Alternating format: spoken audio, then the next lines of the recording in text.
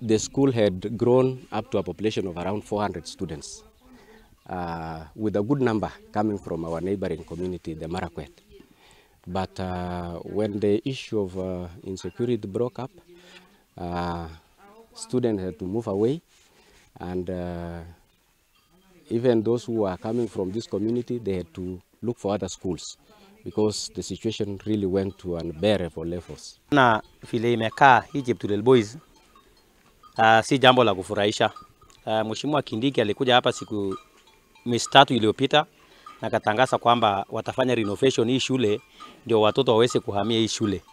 Lakini tunapoona kila mahali hapa hakuna renovation ilifanyika kwa kiwango ile ingehitajika. Kitchen facilities were also demolished, so the school does not have a kitchen at the moment.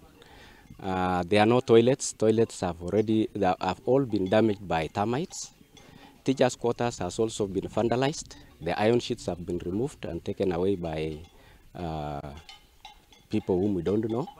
So those are the hardship cases that are still existing. Nataka niulize Waziri Kindiki kwamba alikuwa na nia nzuri wakati alifika hapa na kusema kwamba tutarekebisha infrastructure ya shule. Lakini nataka nimwambie kwamba mawazo yako na nia yako ilikuwa nzuri, lakini sasa hapa haijafika ile kiwango ambayo wanafunzi wanaweza kurejea hapa. Mimi namuomba arudi tena hapa, akuje tena afanye assessment ndio aweze kutoa mwelekeo tena mpya. Ile renovation ilisemwa na Mheshimiwa Kindiki haikufanya vile tulitarajia.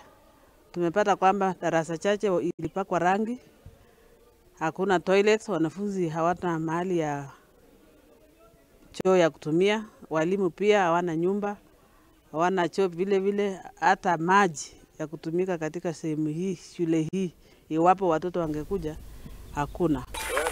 Katika nina icio cia hagokuwa wagiteri na mathomo.